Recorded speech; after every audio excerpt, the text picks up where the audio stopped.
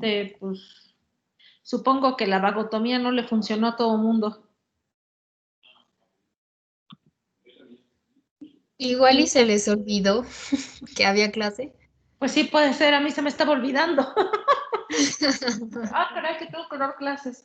Ok, entonces, ¿no queda alguna duda de las clasificaciones que vimos? No, doctora. Bien, entonces vamos a las manifestaciones clínicas del síndrome anémico, ¿no? Porque decíamos, el síndrome es conjunto de signos y síntomas, ¿no? Entonces, la primera manifestación clínica del síndrome anémico, o muchas de las manifestaciones clínicas del síndrome anémico, van a tener que ver con los mecanismos de adaptación. Uno de ellos es la palidez. ¿Por qué se ponen pálidos los pacientes? ¿Por la redistribución sanguínea? Exactamente, hay vasoconstricción generalizada, ¿no? Entonces se va a sacrificar los tejidos que se consideran hasta cierto punto menos importantes y pues uno de los primeros que se van es la piel, ¿no? Además de que obviamente si no hay suficiente hemoglobina no hay suficiente coloración. La palidez, ¿dónde la vamos a evaluar? ¿A nivel de las extremidades? ¿En dónde exactamente? ¿En los dedos? Bueno, tienes razón, o en la punta de los dedos, ¿no? Otro sitio donde se pueden ver es abajo de la lengua, o bien en las mucosas de los ojos. Ahí se puede evaluar muy bien la palidez. ¿Por qué? Porque hay gente que es pálida. Entonces, cierren su micrófono, por favor. Entonces, va a ser más fácil verlo ahí. Sintomatología general dice astenia, disnea, fatiga muscular. ¿Por qué se sienten así los pacientes?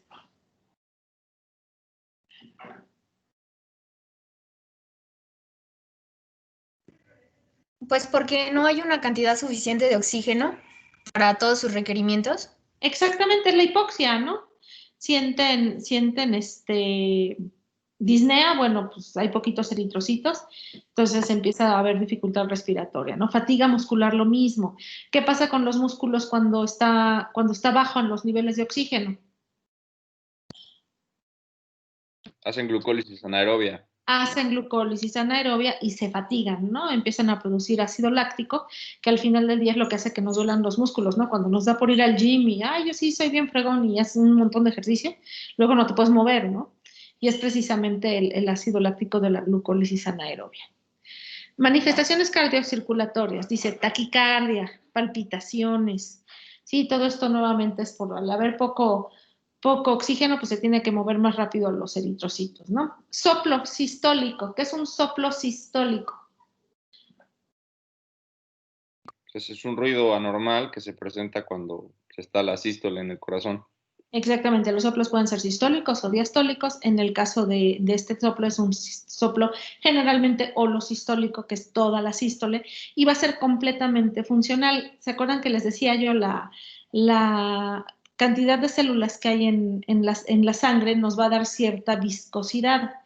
Cuando disminuye la viscosidad sanguínea, las valvas cardíacas no permiten que se cierren bien y al hacer la sístole la sangre se regresa, ¿no? Y eso es lo que se escucha como un soplo sistólico. Yo tuve una vez una paciente que la mandaron hasta el cardiólogo y que tenía soplo y pues estaban pensando en estenosis o en insuficiencia valvular y lo que tenía era 8 de hemoglobina, ¿no? Una vez que se le quitó la anemia, pues también se le quitó el soplo. Entonces hay que ver a los pacientes, ¿no? Trastornos neurológicos, igualmente, el cerebro va a tener hipoxia, entonces puede haber alteraciones de la visión por hipoxia de la retina. De lo que más se van a quejar los pacientes va a ser de cefalea. Uno de los primeros síntomas de la anemia va a ser la cefalea y ahí en alteraciones de la conducta sobre todo es irritabilidad, ¿no? Si el cerebro no está bien oxigenado, pues vamos a estar irritables y también puede haber insomnio. Cuando la anemia ya es grave, grave, grave, puede llegar a haber amenorrea. ¿Sí? Igual como una persona anoréxica, llega un momento en que puede tener amenorrea, ¿no? Alteraciones renales, de estas ya habíamos hablado un poquito, decíamos que los pacientes desarrollan edema por la alteración en el sistema renina-angiotensina-aldosterona, eso hace que retengan líquidos, ¿no? Y que produzca edema. Trastornos digestivos. Si el cerebro está ya hipóxico, ¿cómo estará el intestino, el tubo digestivo?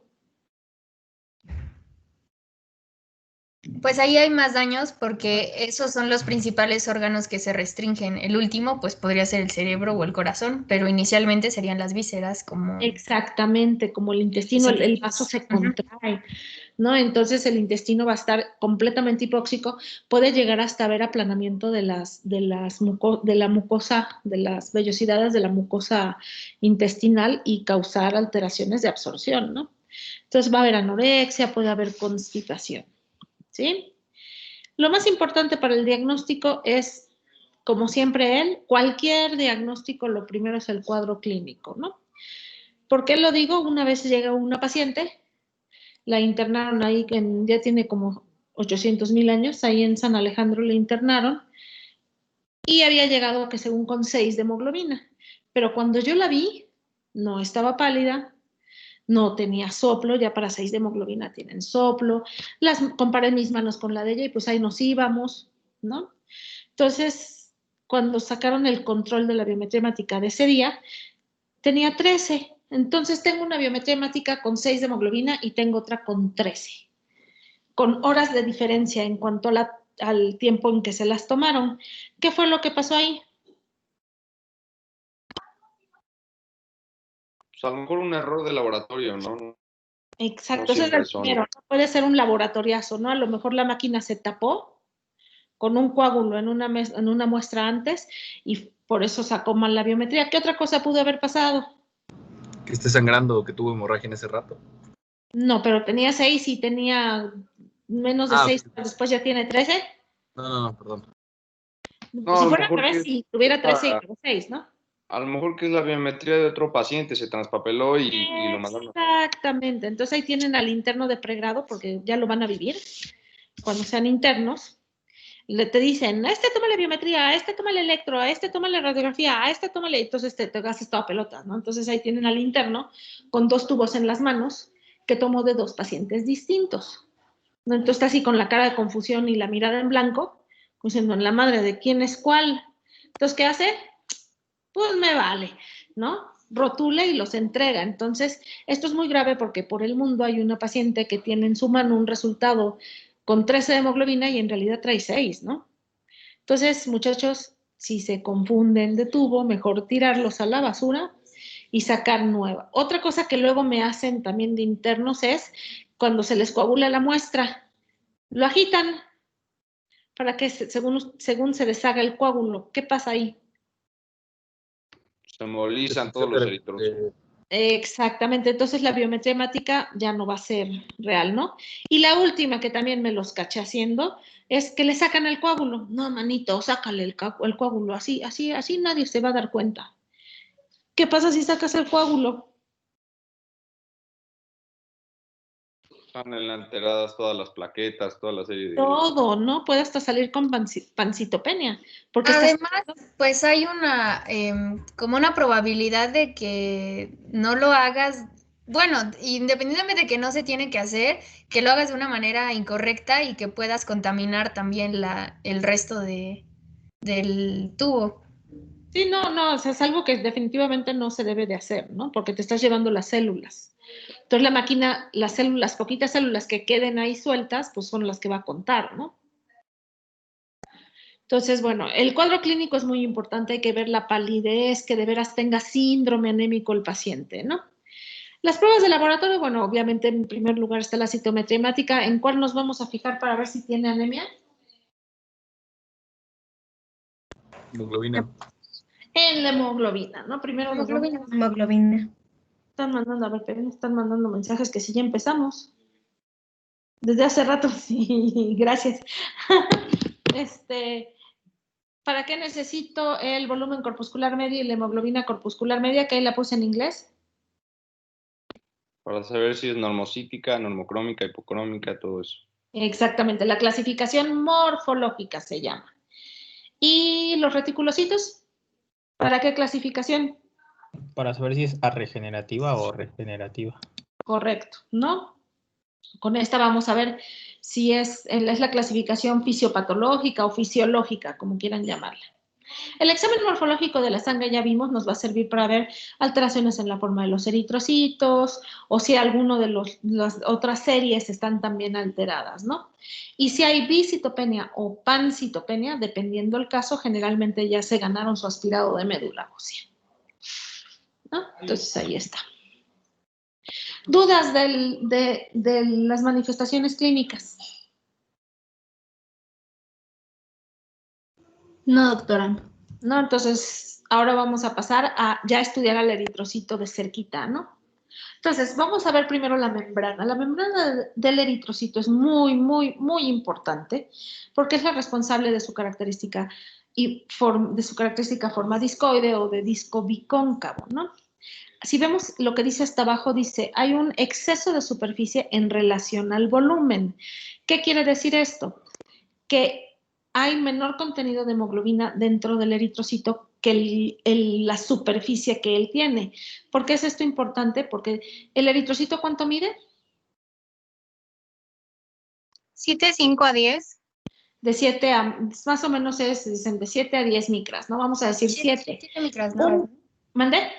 7 micras. 7 micras, sí. Entonces, ¿cuánto mide un capilar?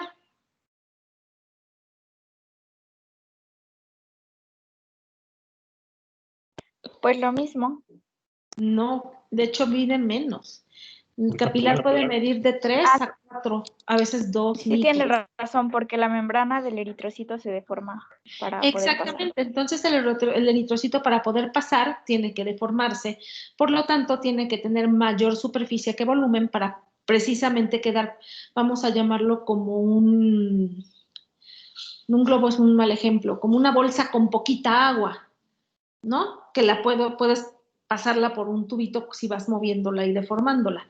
Es muy importante la forma también porque así como se deforma, una vez que pasa del otro lado tiene que recuperar su forma, ¿no? Entonces contribuye a mantener la deformabilidad y la elasticidad. Y está constituida por lípidos, proteínas e hidratos de carbono, ¿sí? Como todas nuestras células. Y ahí hay una foto, ¿no? Alguien dijo algo. ¿Qué quiere decir que están en sala de espera? Que quieren entrar a la reunión, alguien los Bueno, tiene ya que... le di a aceptar, doctora. Gracias. Sí. Entonces, tenemos lo amarillo sería la doble capa lipídica. Vamos a tener muchas proteínas. Estas proteínas se estudian por electroforesis de proteínas de la membrana. Y primero les pusieron el nombre así, banda, por donde corrían, banda 1, banda 2, y luego ya le fueron poniendo nombres. Hay proteínas que están completamente metidas en la doble capa lipídica, hay otras que atraviesan y pueden formar uniones verticales y uniones horizontales. Ahorita las vamos a ver. Entonces, empezamos con los lípidos. Constituye el 40% del peso de la membrana. Son fosfolípidos, colesterol y ácidos grasos. Se disponen en una doble capa lipídica con los grupos polares al exterior, hacia el medio acuoso. ¿Se acuerdan que decíamos que el eritrocito tiene una carga negativa? Entonces, los grupos polares están hacia afuera y los apolares, los enlaces hidrófobos, están hacia adentro. Las proteínas constituyen el 52% del peso seco de la membrana, pueden estar parcial o totalmente sumergidas en la doble capa lipídica y bueno, cuando falta alguna de estas es la que me va a producir las membranopatías congénitas o hereditarias, que la más frecuente sería la esferocitosis hereditaria. Entonces, por eso es importante conocer la estructura de la membrana del eritrocito. Sí, el núcleo básico del esqueleto lo van a formar dos. La espectrina, que es la que se ve como unas rayas naranjas y cafés abajo, tiene dos cadenas que son alfa y beta, por eso era la banda 1 y 2, es la más abundante, ¿sí? Sobre ella se van a anclar las demás proteínas, como la actina, que es la banda 5. Vamos a ver que hay varias. Por ejemplo, la banda 3 es un canal aniónico. Todas las proteínas también son las que nos dan nuestro grupo y nuestro RH, ¿no? Son las proteínas que están sobre la membrana. Sí, otras proteínas, la anquirina, que es desde la banda 2.1 hasta la 2.6. Esta es la que hace falta en el 40 al 60% de los pacientes con esferocitosis hereditaria. ¿Qué pasa? Imagínense las interacciones verticales como si fueran columnas. Y las horizontales serían el piso y el techo, ¿no? de la membrana del eritrocito. ¿Qué pasa si yo quito una interacción vertical? En este caso la anquirina, que es la rosa. Le quito columnas a la membrana. ¿Qué le pasará? Pues se destabiliza. Se desestabiliza completamente. Perdón. Y no hay problema. Y en el esferocitosis lo que sucede es que se empiezan a perder pedazos de membrana, poco a poco. Entonces, se empieza a perder superficie en relación al volumen. Finalmente, el eritrocito acaba siendo una esfera en vez de un disco bicóncavo. Vamos a ver después, cuando veamos las membranopatías, vamos a hablar más de esto. Pero la esferocitosis hereditaria es la más frecuente de todas. ¿Sí? Vamos con la hemoglobina. ¿Alguna duda de la membrana? No, doctora. No, doctora. No. Okay. Ahora vamos a empezar con cosas más complicadillas. La hemoglobina. La hemoglobina es el componente mayoritario de los eritrocitos. Su función principal va a ser, obviamente, la oxigenación. Es llevar el oxígeno a los tejidos, pero además transporta el CO2 a los pulmones y va a ayudar a regular el pH sanguíneo. Ahorita vamos a ver. Y también lleva al óxido nítrico. Eso falta ponerlo ahí. Acá está. Entonces, esta es una foto de la estructura de la hemoglobina. Son 4 cadenas de globina que están representadas como en rojo, azul oscuro, azul claro y gris. Cada cadena de globina va a tener un grupo M, que no se ve muy claramente en esa foto, ahorita lo vamos a ver en otra. Y bueno, cada M va a tener un hierro, lo cual quiere decir que cada molécula de hemoglobina transporta 4 oxígenos, ¿no? Entonces, transporte de oxígeno, transporte de dióxido de carbono, transporta la molécula de óxido nítrico. ¿Qué hace el óxido nítrico con los vasos? Los vasodilata. Vasodilata. Los vasodilata, y esto de hecho le ayuda al eritrocito para poder pasar por los vasos sin tener que deformarse tanto. Y bueno, la función amortiguadora de la que ya habíamos platicado, ¿no? Ahorita vamos a ver cómo es que lo hace. De hecho, lo hace al transportar el dióxido de carbono. ¿Sí? Entonces, la hemoglobina tiene un peso molecular, ahí está, 64,500. Hay a quien le gusta saber esas cosas. Está formada por 4 subunidades de globina, cada una de ellas unida a un grupo M. Ahorita vamos a ver cómo se sintetiza todo. Hay muchos tipos de cadenas de globina. Aquí están las principales: alfa, beta, gamma, delta, epsilon y zeta. ¿Sí? Las últimas 2 son las que se combinan para formar la hemoglobina embrionaria. Gower 1, Gower 2, no vamos a hablar mucho de ellas. Las primeras 4, alfa, beta, gamma y delta, son las que utilizamos todos hasta que somos adultos para hacer la hemoglobina A, la hemoglobina A2 y la hemoglobina fetal, que hacemos toda la vida un poquito de hemoglobina fetal. Aquí, si ven en la foto, sí se ven muy bien los M, ¿no? Que están así representados como una plaquita con una bolita roja en medio. Esos son los M, ¿no? La bolita roja es el hierro. Esta es una hemoglobina A porque tiene cadenas alfa y cadenas beta. Las alfas son las moradas, las betas son las naranjas. ¿Sí? Entonces, el grupo hemo. El grupo hemo está formado por un anillo de protoporfirina unido a un átomo de hierro. El átomo de hierro siempre tiene que estar en forma reducida, no oxidada, porque si se oxida ya no puede. O sea, si tiene las 3 valencias en vez de 2, ya no puede transportar al oxígeno. ¿Sí? Y aquí tenemos cómo vamos a empezar en la vida fetal. En la vida fetal ahí está el epsilon, sí se hace primero la hemoglobina embrionaria, pero más o menos desde el segundo mes empezamos a producir hemoglobina fetal. La hemoglobina fetal está formada por 2 cadenas alfa y 2 cadenas gamma. Desde muy temprano también, si ustedes ven la flecha de las cadenas beta, se empieza a producir la hemoglobina, las cadenas de globina beta, pero no empiezan a aumentar su concentración hasta después del nacimiento, cuando baja abruptamente las cadenas gamma, ¿no? Y las alfa, bueno, las alfas son muy importantes. ¿Por qué digo que son muy importantes? ¿Qué pasa si alguien, ¿se acuerdan de las talasemias que habíamos hablado? En las talasemias no se produce alguna de las cadenas. ¿Qué pasa si alguien es homocigoto para talasemia alfa? Es decir, que no tenga ningún gen para producir cadenas alfa. ¿qué va a suceder? Si vemos ¿No va a producir hemoglobina? no va a producir hemoglobina ni fetal. Ninguna, ningún tipo, se va a porque en quedar todas con está el la cadena alfa, ¿no? Es correcto. Se va a seguir produciendo solamente hemoglobinas embrionarias que no son funcionales, ¿no? Entonces, eso es incompatible con la vida. Entonces, fetal es alfa y gamma, hemoglobina A es alfa y beta, y hemoglobina A2 es alfa y delta. Ahorita vamos a ver los porcentajes.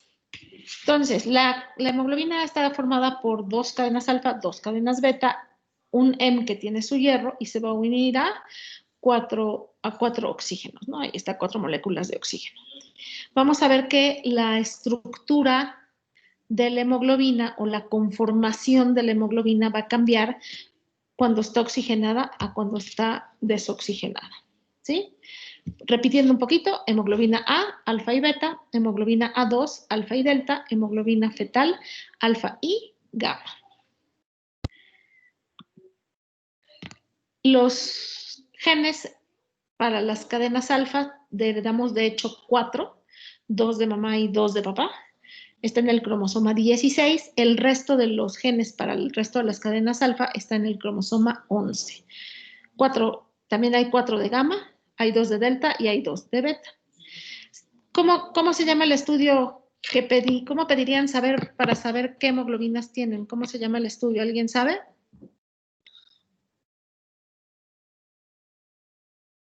Electroforesis. Electroforesis de hemoglobina, exactamente. Entonces, un adulto normal tiene 97% de hemoglobina A, 1% de hemoglobina fetal y 2% de hemoglobina A2. ¿Sí? Así están los porcentajes.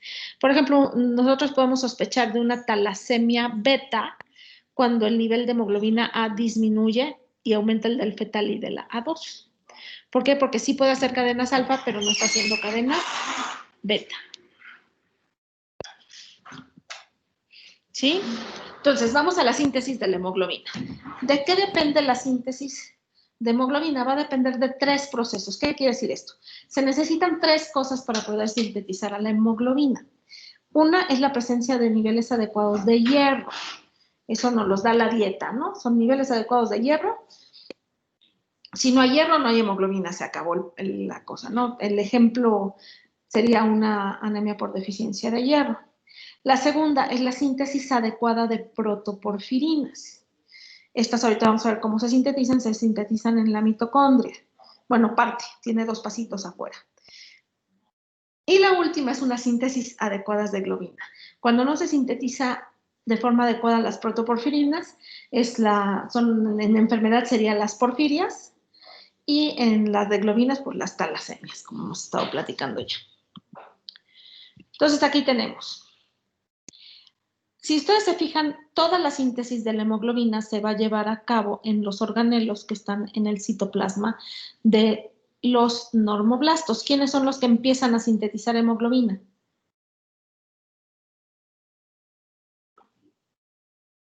¿Qué eritroblasto o normoblasto?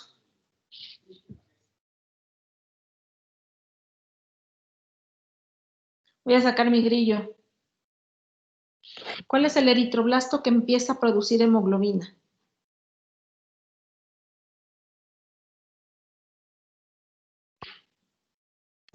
Policromatófilo. Es el policromatófilo.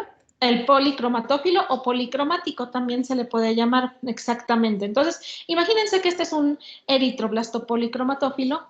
En los ribosomas o polirribosomas se empiezan a sintetizar o a ensamblar las cadenas de globina. Finalmente son aminoácidos, ¿no? Y en la mitocondria, que es la que está ahí en donde están la síntesis del anillo de protoporfirina, me voy a estar yendo y regresando. Aquí está, ¿no? Esta es la mitocondria, aquí está un poquito mejor explicado. Entonces, la glicina y el succinato se combinan para formar ácido levulónico. Ese es el primer paso dentro de la mitocondria. sale de la mitocondria y se convierte en porfobilinógeno, urobilinógeno, coprobilinógeno, que son los 3 pasos que están fuera de la mitocondria, regresa a la mitocondria, ya se convierte en el anillo de protoporfirina, se une al hierro dentro de la mitocondria y sale como al citoplasma, se encuentra con sus cuatachas, las globinas, se unen y se van de fiesta 120 días. ¿Sí? ¿De dónde llega el hierro? Bueno, el hierro llega, ya sea transportado por la transferrina, entra a la célula y se empieza a depositar como ferritina. Lo podemos ver acá otra vez. Aquí está el hierro con la ferritina. ¿Sí? En la parte de abajo está las cadenas alfa y las cadenas beta de la globina, sale el hemo de la mitocondria, se junta con las cadenas alfa y beta y finalmente se transforma en hemoglobina. Entonces, ¿cuáles son las 3 cosas que necesito para poder sintetizar hemoglobina? Bueno, mi eritroblasto. El hierro. Hierro, Bueno, número 1. el hierro. Las protoporfirinas, bueno, su síntesis. Una síntesis adecuada de protoporfirinas, ¿correcto? Y también de globina. Y las cadenas de globina. Recuerden, todo esto está sucediendo en el citoplasma. Aquí el núcleo no tiene nada que ver. Todo lo hace en el citoplasma la célula, pues. Esto va a ser importante cuando veamos las megaloblásticas y nos va a explicar por qué se ponen grandotas. Entonces, la síntesis de globina, ya lo habíamos dicho, ocurre en el citoplasma de los normoblastos. Las cadenas alfa tienen 141 aminoácidos, el resto beta, gamma y delta y épsilon tienen 146 aminoácidos. Sí, luego cuando se van al ordinario, a mis compañeros luego les gusta preguntar este tipo de cosas. Yo no lo voy a preguntar, la verdad, pero ellos sí luego. Entonces, ya quedó claro cómo se sintetiza la hemoglobina, ¿sí? ¿Dudas hasta aquí? No, doctora. Como no los veo, no sé si tienen... ¿Podría repetir, por favor, lo que mencionó lo de los cromosomas? Cuando hablábamos del cromosoma 16 y el 11. Es donde están las cadenas los genes para sintetizar las cadenas de la hemoglobina. En el cromosoma 16 tenemos 4 cromosomas para sintetizar cadenas alfa. En el cromosoma 11 están el resto, gamma, delta y beta. También tenemos 4 cromosomas para las cadenas gamma, 2 cromosomas para las cadenas delta y 2 para las cadenas beta. ¿Sí? Sí, doctora, gracias. De nada. Doctora, Hey. ¿podría repetir lo del soplo sistólico? Por favor. Cuando un paciente tiene anemia, sobre todo por debajo de 9, de 8, es variable con cada paciente, la sangre pierde viscosidad porque hay muy poquitos eritrocitos. Entonces, al darse la sístole, la sangre, vamos a llamarla, está en cierta forma tan aguada que las valvas no logran sellar de forma correcta y al haber la sístole, la sangre se regresa. Y eso es lo que suena, eso es lo que produce el soplo. Una vez que el nivel de hemoglobina aumenta, el soplo desaparece. Entonces, si un paciente ya tiene un soplo sistólico por anemia, es que ya la anemia ya es una anemia grave. Ya está por debajo de por lo menos de 9 o hasta de 8. Por ejemplo, alguien con 6 de hemoglobina va a tener soplo. ¿Sí me expliqué? Sí, doctora, gracias. De nada. Ok. Entonces vamos a las más complicaciones, ¿no? Los estados de la hemoglobina. Esto luego es confuso. Entonces, tenemos que la hemoglobina va a tener 2 estados, el oxigenado y el desoxigenado. El desoxigenado es el que está del lado izquierdo, el oxigenado está del lado derecho. También le llaman la forma tensa al desoxigenado y relajada al oxigenado, ¿sí? Hagan de cuenta que cuando la hemoglobina está desoxigenada, imagínense las cadenas de globina como si fueran unas manos que están sosteniendo a los grupos M. Cuando la hemoglobina está en su estado tenso, los grupos M están expuestos hacia afuera, como si la hemoglobina estuviera extendiendo sus manos, ¿sí? Para poder agarrar el oxígeno. De hecho, si se fijan en el centro, estamos hablando de la que está del lado izquierdo, el centro blanco que se ve ahí, que es el espacio que queda entre las cadenas, en el estado tenso se ve más grande que en el estado relajado. ¿Ya lo vieron? Sí, doctora. Ahí adentro está el 2,3-difosfoglicerato. Hagan de cuenta que cuando está desoxigenada se mete el 2,3-difosfoglicerato para forzar a la hemoglobina, como quien dice, extender las manos y exponer a los M. Cuando la molécula de hemoglobina se oxigena, en cierta forma se relaja, imagínenselo como una tela que estiramos y que soltamos, en cierta forma se relaja y mete las manos y guarda al M para llevar al oxígeno. Cuando pasa a los lugares donde no hay oxígeno, empieza a producirse el 2,3-difosfoglicerato y es como otra vez extiende las manos. No sé si me explique. Es que si me vieran sería más fácil, pero no quiero que me vean. Entonces, ¿sí me expliqué? ¿Puede repetir lo último que dijo, doctora? Cuando el 2,3 bisfoglicerato, ¿sí dijo? El 2,3-difosfoglicerato. Ajá, En medio, haz de cuenta, cuando ya está la forma relajada, que es la forma oxigenada, imagínense ustedes como si tuvieran los M en las manos, pero los tuvieran pegados al cuerpo. El 2,3-difosfoglicerato se mete, conforme va pasando a donde no hay oxígeno, se mete ahí en el centro, en la parte blanca, justo en medio, se mete ahí el 2,3-difosfoglicerato para hacer que la molécula vuelva a pasar a su forma tensa. Y al pasar a su forma tensa, extiende nuevamente los brazos y es como libera el oxígeno. ¿Sí?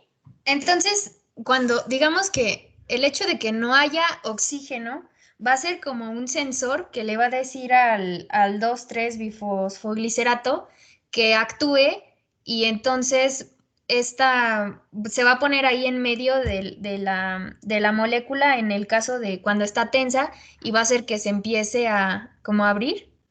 Sí, que cambie de conformación. Haz de cuenta que cuando pasan por el oxígeno, todas las moléculas de hemoglobina se vuelven relajadas porque se cargan de oxígeno y como quien dice, lo abrazan.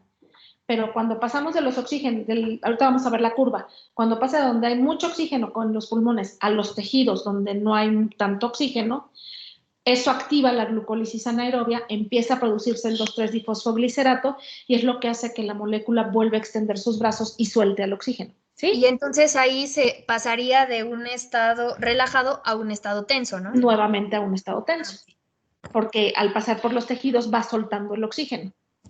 Ok, gracias, doctora. No, de nada.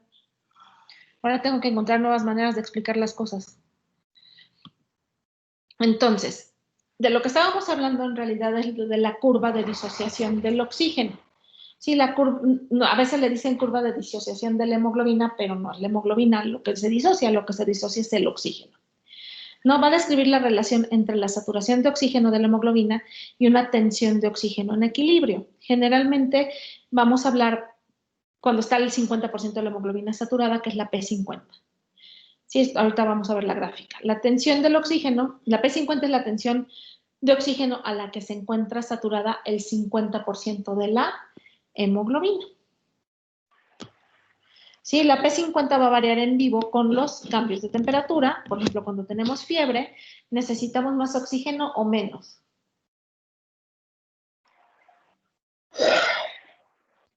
Más, ¿no? Más, ¿no? Y si estamos hipotérmicos, nuestro metabolismo baja y ocupamos menos oxígeno, ¿no? La tensión de CO2 igual va a cambiar y con el pH, ahorita vamos a ver aquí está la curva, ¿no?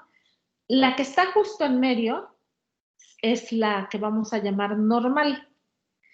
La línea azul es la presión de oxígeno que tenemos en los tejidos y la línea rosa es la presión de oxígeno que tenemos en los pulmones. Si ustedes se fijan, la hemoglobina, cuando está nada más vamos a ver la del medio, no vean las otras, nada más la que está en medio. Cuando está en los pulmones, la hemoglobina tiene una alta afinidad por el oxígeno, por eso está hasta allá arriba. Pero conforme va pasando hacia los tejidos, empieza a disminuir su afinidad. ¿Sí? Y es lo que hablábamos del cambio de conformación. Si ustedes se fijan, la hemoglobina en los pulmones se carga muy rápidamente de oxígeno porque las moléculas no van agarrando el oxígeno de forma aritmética, sino de forma potencial, 2, 4, 6, 8, y se carga rápidamente. Y al igual, cuando va pasando los tejidos, descarga de la misma forma rápidamente. Por eso es que la curva es panzoncita, no es recta. No es 1 más 1 más 1 más 1, sino que se va a la potencia. ¿Sí? ¿Qué pasa con la curva de arriba? La que dice High Affinity.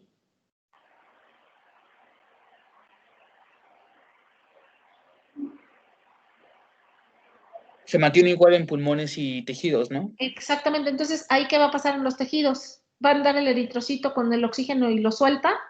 No lo va a soltar. Van a haber No lo va a tejidos con soltar. hipoxia. Ujú. Va a haber hipoxia, exactamente.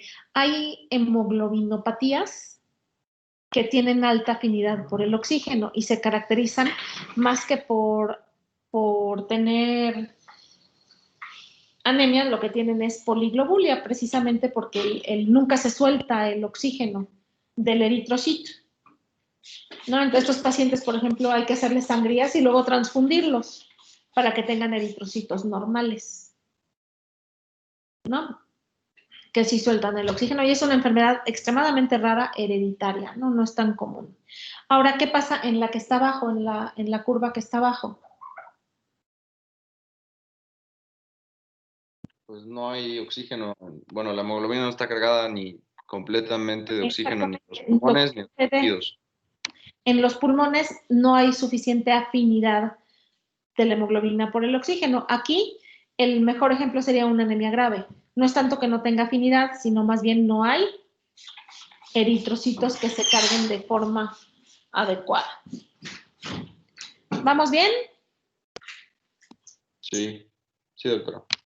Sí, doctora. Entonces, cuando la curva de disociación del oxígeno se va a desviar hacia la derecha, esto quiere decir, en el circulito que está abajo siempre lo aclaro porque es confuso, cuando la curva se va hacia la derecha quiere decir que va a haber menos afinidad y mayor liberación. Y todo esto sucede obviamente cuando hay hipoxia, porque necesitamos más oxígeno, en pacientes que tienen anemias graves, en pacientes que tienen acidosis o con fiebre. Sí, la hipertermia nos exige un mayor metabolismo, al haber mayor metabolismo se consume más oxígeno. Por eso es que la curva se va hacia la liberación y disminuye la afinidad. Esto es en los tejidos.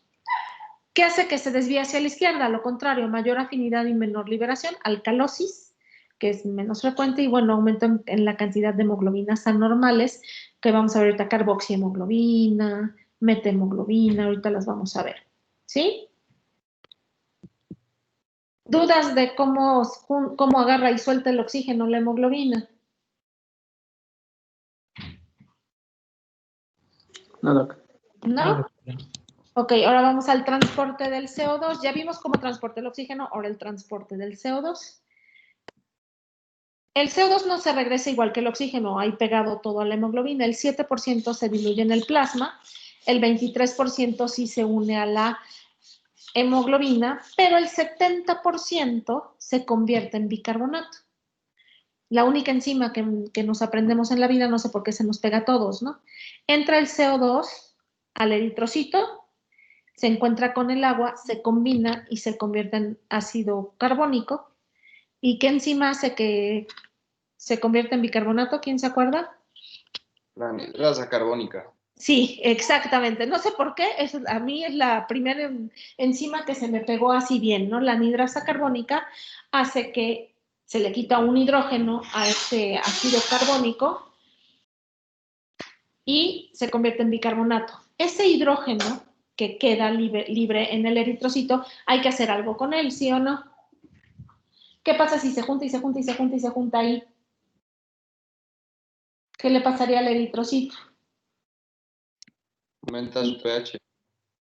¿Aumenta o disminuye? Disminuye el pH, se vuelve acidótico. Se Exactamente. vuelve ácido el pH. Se vuelve ácido el pH. Hay un sistema enzimático que conserva el eritrocito precisamente para que esto no suceda, y además la hemoglobina puede tomar también ese hidrogenión que queda libre para que no disminuya el pH y el eritrocito se muera, ¿no? Entonces, así es como se transporta el CO2 y así es como la hemoglobina contribuye y se me fue el avión, al pH, ¿sí? Entonces, ahorita vamos a hablar un poco más del 2,3-bifosfo o difosfoglicerato, como lo quieran decir. Es un metabolito intermediario de la glucólisis anaerobia y, como habíamos visto, estabiliza la forma tensa de la hemoglobina o forma desoxigenada. Acuérdense, la tensa es la desoxigenada. ¿Qué es lo que hace? Reduce la afinidad de la hemoglobina por el oxígeno, como habíamos dicho, y bueno, sí va a reducir el pH intracelular al hacer la reacción, ¿no? Entonces, esta glucólisis es aerobia o anaerobia, la que está ahí en el dibujito. Anaerobia, ¿no? Y además solo son, ¿cuántos ATPs hace la anaerobia? 2. 2, exactamente. Entonces, ustedes ven, el 1,3-difosfoglicerato se convierte en 2,3-difosfoglicerato, que hace que la hemoglobina se convierta a desoxigenada. ¿Sí? Esto va completamente de la mano con la curva de disociación del oxígeno, es prácticamente lo mismo, nada más hablando del 2,3-difosfoglicerato. ¿Cuándo aumenta el 2,3-difosfoglicerato? Cuando hay disminución en la disponibilidad del oxígeno, como sucede cuando pasa el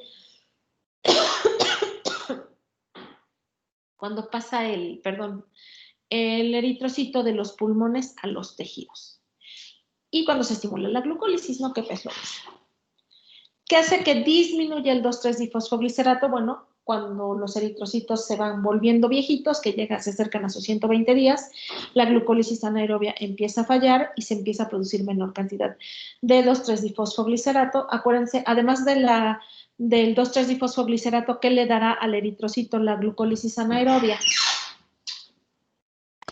Permítanme un momentito, por favor. Aguántame tantito. Sí, doctora.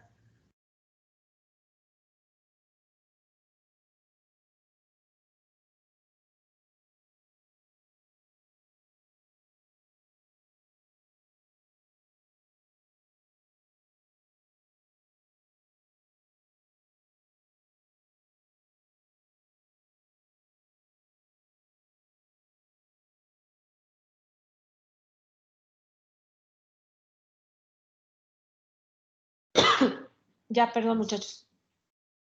Estaba yo con los eritrocitos viejos, ¿no? Decíamos, también la glucólisis anaerobia le da energía al eritrocito, entonces empieza a fallar la energía, hay menos 2,3-difosfoglicerato, la membrana del eritrocito empieza a tener problemas por la falta de energía, empieza a ponerse rígido, finalmente el eritrocito se queda atorado, ¿no? En el vaso. También disminuye la cantidad de 2,3-difosfoglicerato cuando hay hiperoxemia, mucho oxígeno, o cuando se inhibe la glucólisis. Ay, no me deja avanzar. Ok. ¿Dudas hasta aquí? No, doctora. Ok, ya vamos casi. Sí, doctora. Hey. Bueno, No, doctora. En la diapositiva pasada decía que el 2,3-bifosfoglicerato y entre paréntesis estaba P50. ¿Es lo mismo? Es la curva de disociación, les digo que va de la mano. O sea, cuando disminuye el 2,3-difosfoglicerato, igual la P50 se mueve hacia la izquierda, disminuye, más bien aumenta la afinidad por el oxígeno. Cuando se va lo contrario, hacia el otro lado, cuando hay mucho 2,3-difosfoglicerato, aumenta la liberación. Y es igual lo mismo, es la misma, va de la mano. Sea, pero entonces está hablando de, o sea, esos dos términos, digamos que los puso así porque existe asociación entre ellos, no porque sean precisamente lo mismo, ¿verdad? Porque uno es el metabolito y el otro es la curva de disociación del oxígeno, ¿verdad? Exactamente, van de la mano. No es lo mismo, pero van juntos. Ok, gracias. Es esta diapositiva que les puse. Sí. Ok. Entonces, vamos a hablar de los tipos de hemoglobina que no son normales. Ahí está la dice ahí metahemoglobina. Obviamente no es la metahemoglobina, es la metahemoglobina. Cambien la B por la G.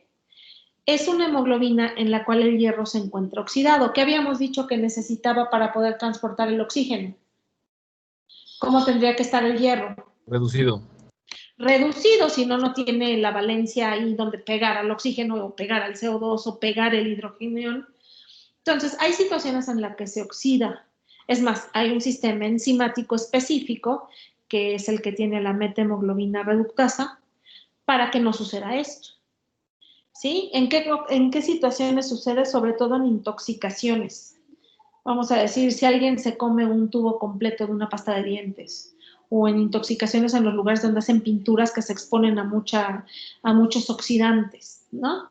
La sangre se pone café rojiza, les decía, la metahemoglobina reductasa, es la que mantiene al hierro en estado ferroso, y bueno, si la hemoglobina está oxidada, no es capaz de transportar al oxígeno ni de unirse a él en forma reversible. Otro tipo de hemoglobina que se puede formar anormal sería la carboxihemoglobina. ¿No? Esta va a resultar de la unión del monóxido de carbono. ¿En qué situaciones nos exponemos a monóxido de carbono? Es en incendios. Cuando hay incendios. En un incendio. ¿Qué otra forma? Que cocina con leña. Cuando cocinan con leña, ¿sí? Otra, que lo hagas en el invierno. Con las chimeneas. Las chimeneas, o bien cuando las personas que Fogata. tienen mucho frío en el invierno meten el anafre, ¿no? Sí. Y dicen, familia completa se muere por intoxicación por monóxido de carbono. ¿Qué es lo que pasa? Cuando el oxígeno ve al monóxido, cuando la hemoglobina ve al monóxido de carbono, se enamora de él y no lo suelta, ¿no? La afinidad de la hemoglobina por el monóxido de carbono es 200 veces mayor que la del oxígeno, y luego, si eso no fuera suficientemente malo, no se disocia de forma muy lenta. Entonces, el eritrocito que se carga de monóxido de carbono deja de funcionar un buen rato, porque no se puede disociar fácilmente. ¿En qué situaciones nos exponemos a poquito monóxido de carbono? No nos mata, pero sí es poquito.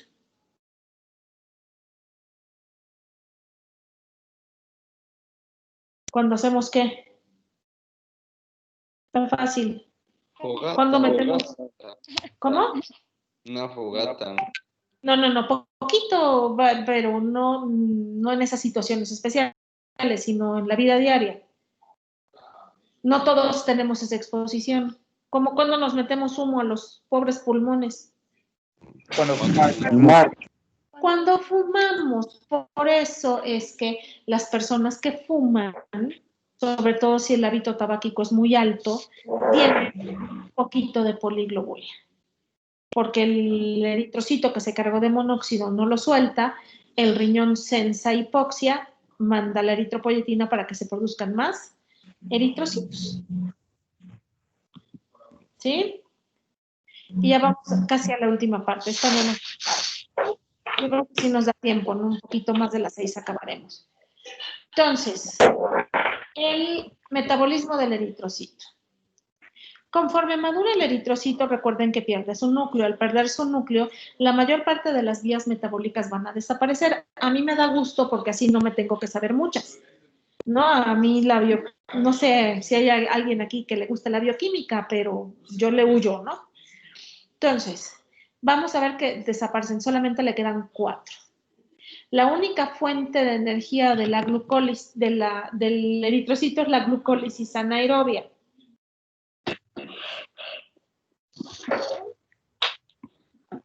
Estoy viendo que mandaron unos mensajes de que había empezado. Ya. Entonces, tenemos que el eritrocito va a conservar estas 4 vías metabólicas, la glucólisis anaerobia, también conocida como el ciclo de Embden-Meyerhof, el metabolismo oxirreductor o vía de las pentosas fosfato, el metabolismo nucleotídico para reciclar todas las enzimas, la TPasa, todas esas, y el sistema diaforásico, que ya lo vimos, que es la de la methemoglobina reductasa. ¿Sí? Entonces, del lado izquierdo está el ciclo de Enden-Meyerhof con el ciclo de Rappaport-Lövering, que es el de 2,3-difosfoglicerato. Del lado derecho está la vía de las pentosas. No es mi interés que nos aprendamos enzimas, más que las que pueden darnos alguna patología, ni que nos aprendamos toda la vía metabólica. Lo que sí me interesa mucho es que se aprendan para qué le sirve al eritrocito, ¿no? Es lo importante. Empezamos con la glucólisis anaerobia. En la glucólisis anaerobia hay 3 enzimas que catalizan reacciones irreversibles, que es la hexocinasa, la fosfofructosinasa y la piruvatosinasa.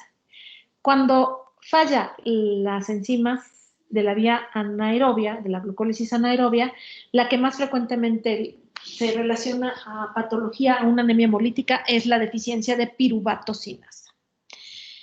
La derivación de la glucólisis anaerobia, ya vimos el ciclo de Rappaport-Lövering, que es el del 2,3-difosfoglicerato.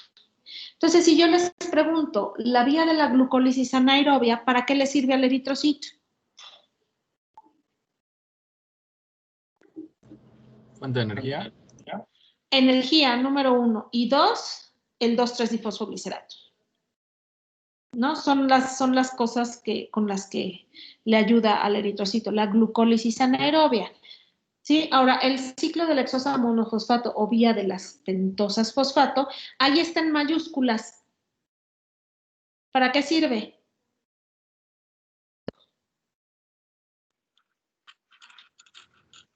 Para amortiguar. Amortiguar. Esta es la vía que nos sirve para amortiguar. Funciona consumiendo oxígeno. Su enzima más importante y por lo tanto la limitante es la glucosa 6-fosfato deshidrogenasa, que esa es la deficiencia de glucosa 6-fosfato deshidrogenasa es la enzimopatía más frecuente en todo el mundo. ¿Sí? Bueno, aquí decimos precisa, ya saben, del cofactor NAD para convertirse a NADPH, ¿no? Sirve para amortiguar y consume ATP. Esta es una de las vías que falla en el metabolismo viejo, del eritrocito viejo, perdón. ¿Por qué? Porque ya no hay glucólisis anaerobia, ya no hay energía, empieza a fallar la vía de las pentosas, el eritrocito, su membrana falla, se vuelve acidótico y finalmente se queda atorado en el vaso para su destrucción. Ahorita la vamos a ver, la destrucción. El metabolismo nucleotídico, de esta no hay muchas enfermedades descritas, actúa sobre el pool de nucleótidos adenílicos, la adenilatocinasa, la TPasa, es la que se encarga de reciclar a las enzimas. Y finalmente, el sistema diaforásico. El sistema diaforásico, ya habíamos dicho, contribuye a mantener al hierro en estado reducido, solamente tiene una enzima que es la methemoglobinasa o methemoglobina reductasa, también conocida como diaforasa. En condiciones normales está inactiva. Aquí, cuando se activa, carece de aceptor de electrones, ¿no? Entonces ante una intoxicación, podemos usar azul de metileno. Dudas, ya vamos a acabar, nos faltan 2 diapositivas, miren, sí, lo logré justo a tiempo. Dudas de aquí del metabolismo del eritrocito. Cuando veamos las enzimopatías, vamos a volver a hablar de eso, igual que con las membranopatías o con las hemoglobinopatías. Ahorita solo es la introducción. Doctora, ¿podría repetir, por favor, por qué funcionaba como amortiguador el ciclo de la hexosa monofosfato? Porque es la que se encarga, haz de cuenta que convierte el NAD a NADPH y ahí es donde, si tú te fijas, en la segunda reacción, sí, consume un hidrógeno. Ah, sí, ya. Se encarga de agarrar a los hidrogeniones que se van formando conforme se forma el bicarbonato. Ah, ok. Gracias, doctora. Para eso nos sirve. Igual, nuestro eritrocito se puede exponer a sustancias oxidantes. Y este es el sistema, por ejemplo, cuando comemos habas, la haba tiene una sustancia oxidante. A nosotros no nos pasa nada porque la glucosa 6-fosfato deshidrogenasa nos funciona. Pero en personas que tienen deficiencia, ¡pum!, en este ratito hemolizan todos sus eritrocitos porque no tienen cómo amortiguar ese exceso de oxidantes. Sí, doctora, muchas gracias. No, de nada. Entonces vamos a matar al eritrocito, ¿les parece? Ya, nos sirvió 120 días. Entonces se ve el eritrocito, el cuadro que se ve representa un macrófago. ¿Sí? El macrófago, ya una vez que el eritrocito se queda atorado en el vaso, dice, este menso ya se atoró. Entonces, ¿qué hace? Lo fagocita una vez dentro. Fíjense cómo lo fagocita completito. Una vez dentro lo rompe, sale la hemoglobina y va a la inversa. Desensambla las cadenas de globina. Las cadenas de globina son aminoácidos que finalmente se van a reutilizar en el pool de aminoácidos. ¿Qué queda si ya le quité las globinas? ¿Queda qué? El puro grupo. El M, ¿no? El puro grupo M. Entonces, el M, que es un anillo de protoporfirina con su hierro, se abre el M, sale el hierro, el hierro igual se recicla. El metabolismo del hierro, ahorita que veamos las anemias ferropénicas, vamos a ver que es cerrado. El hierro que está dentro de los eritrocitos simplemente se va a reciclar cada que el eritrocito se muere. No se pierde. Entonces se puede quedar como ferritina dentro de ese macrófago o bien salir y llevárselo la transferrina a donde se tenga que utilizar. Lo que queda es el anillo de protoporfirina. El anillo de protoporfirina, aquí lo tenemos, ¿no? La hemólisis, sale la hemoglobina, las cadenas de globina son hemoproteínas que se van a volver a utilizar, queda el M, por la hemoxigenasa se rompe, se libera el hierro, se libera agua, se libera NADP y queda el anillo de protoporfirina que se convierte en biliverdina, bilirrubina. En este momento es bilirrubina directa o indirecta. Indirecta. Indirecta, todavía no ha pasado al hígado. De ahí pasa a la circulación enterohepática, en el hígado se vuelve directa, regresa a la bilis y se excreta en el intestino con las heces. ¿Sí? Me regreso, aquí está en el dibujito, ¿no? Pasa al hígado, está la hemoglobina, la bilirrubina directa, pasa al hígado y sale al intestino. También puede salir como urobilinógeno. Ahora, nuestro cuerpo está diseñado para siempre tener cierta cantidad de eritrocitos que se están muriendo y por eso es que tenemos siempre ciertos niveles de bilirrubina indirecta y de bilirrubina directa. ¿Sí? ¿Qué pasa si en un día se mueren la mitad de mis eritrocitos? Bueno, de los de fulana de tal, porque yo no quiero que se mueran los míos. ¿Qué pasa? Pues también van a aumentar los niveles de bilirrubina. Exactamente, pero ¿de cuál? ¿De la directa o de la indirecta? De la indirecta. De la indirecta. Indirecta. Les pongo luego el ejemplo, que es un carpintero que todos los días le llega un camión de madera y ese tiene los suficientes trabajadores para convertir ese camión de madera en muebles. Pero un día no le llega uno, le llegan 10.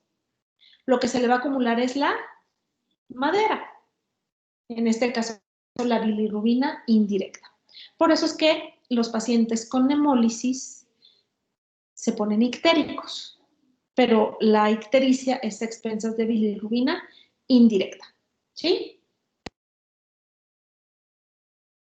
Sí, doctora. Sí, doctora. Y esta es la última. No sé si queda alguna duda.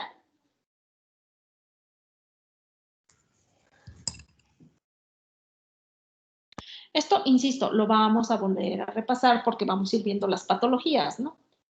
Esto es para que ya conocimos al eritrocito desde que era una unidad formadora de colonias de células tallo hasta que se convirtió en unipotencial y luego maduró, luego vivió ya 120 días, sintetizó su hemoglobina, su membrana ya la vimos, ya vimos hasta que se muere. ¿Sale? Sí, doctora. Sí, doctora. ¿Alguna duda o pregunta? Estoy ya bajando la lista de asistencia. ¿Alguna duda entonces, no? Doctora. El lunes vamos a empezar ya con el primer tema ya en cuanto a patología, que sería la anemia ferropénica. Ahorita en un rato se los mando. Muchas gracias, doctora. Gracias, doctora. Y nos vemos entonces el lunes. Sí, doctora. Gracias. Buenas noches. Terminen de disfrutar su Gracias, puente. doctora. Sale. Bye. Gracias, doctora. Luego.